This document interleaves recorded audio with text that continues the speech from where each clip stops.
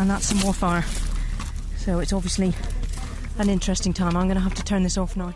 He realised there were 3 women with the patrol. We then got invited into the inner compound where the close family, the wives and the children were. When the husband came over to ask a question and speak to us, the women basically said, "Go away, the women are speaking and you are not welcome here."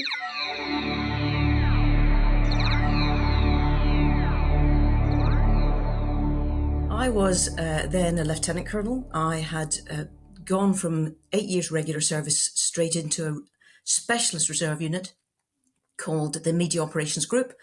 And I was just prior to taking over command and got the opportunity to deploy out to Afghanistan to get that operational experience just pre-command.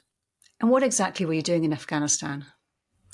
We had been working on creating a concept called the Media Pulse Team. And the idea was that we would send specialist reservists with production capabilities onto the ground in Afghanistan to capture the more positive stories that the mainstream media, weren't necessarily picking up on. So I had already been out once in February prior to this incident, and I had spent most of my time, in fact, all of my time was based at the media centre in Bastion as we launched what was then called Operation Moshtarak. It was a big push to remove the Taliban from central Helmand. And it was a joint operation, one of the biggest ones, over 45 helicopters launched with a number of different nationalities, including Afghan partnership. So that had happened in February, early March, and I was back there in June just following up on the positive stories from that operation. So where and when exactly was this moment? I had been doing audio. It was a radio piece that I was doing for BBC Radio Lancashire. And that's because I was actually based with the Lancashire Regiment. And we were moving out from one of their main bases down to a little checkpoint called Checkpoint Tallanda on Route Dorset as they were preparing this route between Gereshk and Lashkargah. Normally at this point, I would ask you to tell me exactly what happened, but we can hear some of that audio diary you were telling me about for ourselves. Let's hear what you were saying at the time. So we're just walking down the side of the compound wall, past a little bit of added HESCO baskets that protect the helicopter landing pad here. We've got movement over to the tree line. Well, we've actually just come under contact. Just a couple of bursts of small arms fire. So the guys have gone firm in an irrigation ditch. So that little burst of gunfire seems to have stopped. And we're now pushing further on down the route. Just walking effectively between 2 fields. Got a large compound up ahead to our left, but I can see some of the soldiers from one line spaced in the corner keeping eyes on as we move down.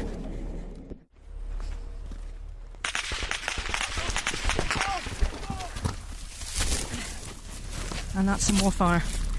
So it's obviously an interesting time. I'm going to have to turn this off now. Well, we've made it as far as another compound, literally with about 100 metres of checkpoint Tallanda. And I think, bearing in mind the atmospherics around here a little bit, we may be here for some time. That's our guys firing back. But we are absolutely safe and secure. A nice big compound wall, which is very satisfying. Right, wait there, stand fast. Make sure everyone's stood to. Wow. It brings back a lot of memories. Actually, surprisingly some good ones. Hence, I've selected this moment that made me. But also, yeah, I think what surprised me initially was the first little round of gunfire. It just sounded as if you were on the ranges at Bisley. It didn't feel real. But as the situation developed, it certainly felt much more real at that time. I love the way in that audio piece you said that being behind that compound wall was very satisfying. It sounds like a huge understatement. Just wondering, what exactly were you doing at the time? What were you trying to do when you were moving down that road? What was your objective that day? So we were covering the story of Route Dorset, which was going past that big compound, and they had set up a very small checkpoint. So you've obviously got Camp Bastion, which was the size of Reading by the time we finished. But most people operated out of forward operating bases, and then even further forward from that, small checkpoints. And so we were based out of this checkpoint Tolanda, and the compound that we were moving down to was quite a large compound sitting on this new route that they were developing. And so we were trying to cover the positive story of what that route would mean to effectively subsistence farmers on that particular part of central Helmand, because one of the reasons for building the route was that they would be able to shift from subsistence farming to actually being able to take stuff to market and turn it into a small livelihood. And you came under fire, as we heard. You sounded very calm in that moment. Had you ever come under fire before? No, I have to say I hadn't. I'd had a burst of celebratory fire went off nearby in Bosnia, but not the same thing at all. And we had been warned there was activity in that area, but I felt more sorry for the soldiers from the first battalion, the Lancashire Regiment, because I was carrying some media kit and I was carrying my water and a couple of magazines of ammunition and my weapon, but they were carrying a resupply to the people who were based down on the route. So they had jerry cans of water on their backs. They had big sacks filled with resupply, and they were really pushed to speed things up. I just slotted in behind, but yeah, it was interesting in particular for that patrol, because I not only had a female photographer from the Royal Engineers, again a reservist with me at that time, I also had a female cultural advisor who had joined the patrol to act as our interpreters. So there were 3 women on that patrol, which is very unusual for that area. And this was just the start of it. What happened next? So we moved from the initial cover when that small burst of fire finished. We carried on, as you heard, and we then got to the bigger compound. The funniest bit for that was there was then a firefight between the Lancashire Regiment soldiers and the Taliban that were positioned in a usual spot that they took pot shots from reasonably regularly. So we got stuck in there. And because we had the cultural advisor with us who was very familiar with the area and could speak to the compound owner, and he realised there were 3 women with the patrol, we then got invited into the inner compound where the close family, the wives and the children were, and were able to sit we were there for almost 2 hours talking about growing tomatoes and their own produce, because as we'd come in through the compound, I had noticed this beautiful garden where they were growing all sorts of things. So we talked about living where they were. We talked about children. They asked, was I married? Which I answered I was. They asked, did I have children? And I said, yes, I had 2. They then asked who was looking after my children. And I said, my husband. And they were very, very concerned at that stage that my children were under the sole responsibility of my husband. I just left them. So I reassured them by saying that my mother was helping as well. And that was good. It was, right, okay, the mother's there, all is well. So we just had a conversation. But it was really eye-opening. And the soldiers from One Lancs were amazing. And the funny addition to it was we were slightly delayed in leaving the compound because it was a World Cup day, and the soldiers wouldn't go back until the match had finished, and they were all huddled round after the firefight had finished. They were all huddled round this radio listening to the match until the final score, and then we went back to checkpoint Tolanda. And when you talk about a compound, Rosie, what was that actually physically? So in Helmand, the community lives within compounds, and there's compounds within compounds. So if you could picture it, it's Helmand Valley is actually quite green and quite lush. So at different times of year, you've got ditches either side of a dusty, almost like sandstone coloured soil with often green fields either side, and then they create these compounds with quite high walls made of compacted mud with wooden doors into them, and you go in through the first compound door, and there's a big area where they grow and they bring their animals into there, and then the inner compound within that then holds the family and their sleeping accommodations. That's where they pray, etc. So we got invited into the inner compound, and that's the safety. When you saw pictures of Operation Moshtarak, it looked like a throwback to World War II, because people were going down to the helicopter site to load up, and some of them were carrying ladders over their shoulders. And the reason they were carrying the ladders was because you couldn't go through the main door of the compound, because often the Taliban had booby-trapped those. So they would throw these ladders up against the wall of the compound and climb up and over into the compound itself. So that's where we were holed up for a couple of hours.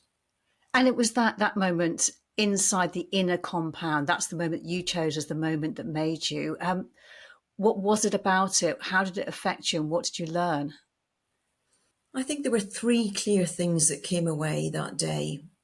The first immediate one, which you've already alluded to slightly, was I was so relieved that actually, having come under fire, that I did hold it together, and the training just kicked in. The team around me were absolutely amazing, and so I came away with an additional confidence from that moment, knowing that when the time came that I actually became a soldier first, hence switching off the audio, because I was carrying a piece of audio that you had to hold in your hand, and I couldn't prepare and use my weapon if I had the audio going as well. So I had to switch it off until we were into the compound. So that was the first bit, the professionalism, that I knew that I could handle coming under fire without reacting in an adverse way, which was great. I think the second one was, and the most important one really, was understanding the gendered dynamics of conflict. And it really hit me then that talking to these women with a female photographer, a female cultural advisor, and understanding after all this time, where I had been told that women didn't really play any role, never mind an important role in life in Helmand in particular. Therefore, we weren't really engaging with them. And female engagement was just starting to become a concept in 2010. And women were being selected. They weren't being properly trained. It wasn't really being thought through the impact of it, because they genuinely thought women did not have any influence whatsoever. And here I was sitting with these women who were bringing up the children themselves, with a big influence directly on the next generation. And when the husband came over to ask a question and speak to us, the women basically said, "Go away. The women are speaking, and you are not welcome here." And he meekly turned around and walked away. And I watched his mother praying in the background, and the dynamics, although it wasn't the same dynamics as you would have in the West, I really wanted to know more and explore much more about the gendered and the cultural aspects of conflict. And that started me on the road to doing a master's. I then spent 3 years through Cranfield University doing a master's, looking at the role of female engagement and how it could set the conditions for countering violent extremism, which was our main threat at that time. And I then started looking at the broader perspectives of conflict.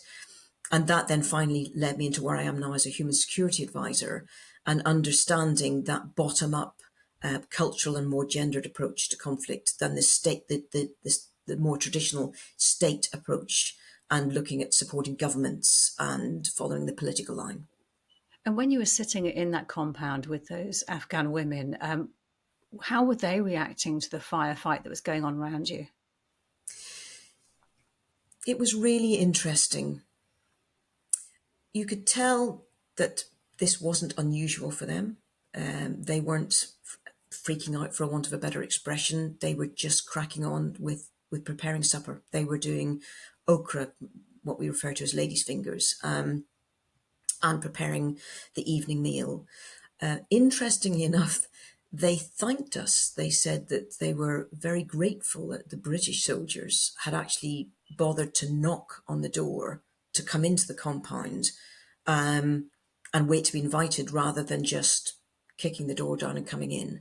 And I think that was purely because they had had some experiences previously with other nationalities that had been a bit more robust in their approach.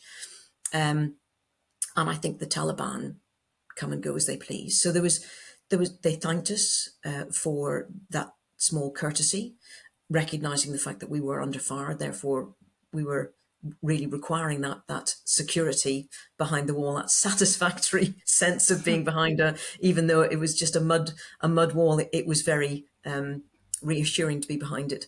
So for them, their reaction was they were really interested that they had three women, really interested that there were three women there. And they wanted to know our story. We just shared stories. It's really interesting because it's the moment that made you, but you get the impression that it probably had a large impact on their lives as well. Yes. I think the interesting thing is if you can't see it, you can't be it. And I know that there was a lot of emphasis because from 2010 through to 2014, we started to develop more of a mentoring role. And I know that we were very keen to ensure that there were more women included in the Afghan National Army and the police to try and have that more gendered influence within the campaign and within their own society. I think you had to be careful not to superimpose your own values and standards and Western ways. They were fascinated with who we were. They could not get over the fact that I had two children at home and had chose to travel to Afghanistan. And indeed, my own mother had questioned why I was going if I didn't have to. But I explained that it was what I was trained to do, and it would be.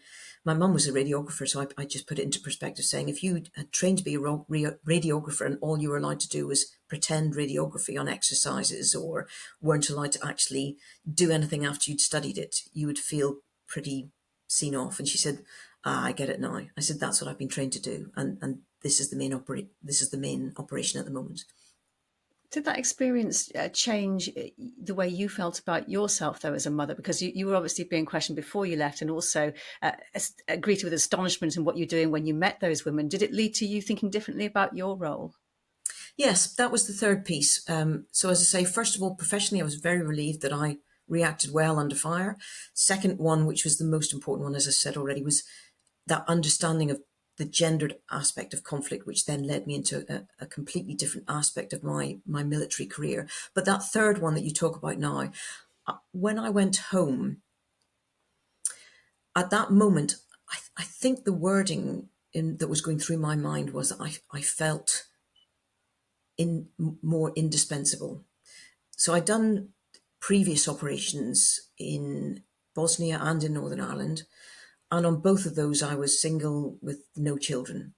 And I just threw myself into everything. And I think at that stage, I didn't really care. And that sounds terrible in one sense.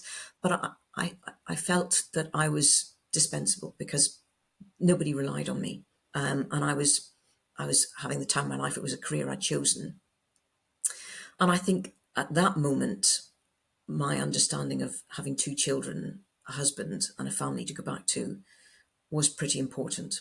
And I think when I went back, I probably adjusted my style of a mum and certainly talked a lot more with my children about what it meant to have the freedom to do what I was doing, which many girls in Afghanistan did not have. And of course, it's got even worse now with girls not able to get any form of decent education at all, and no education after, I think it's 7 or 8 years of age, no university, etc. So it's actually got worse.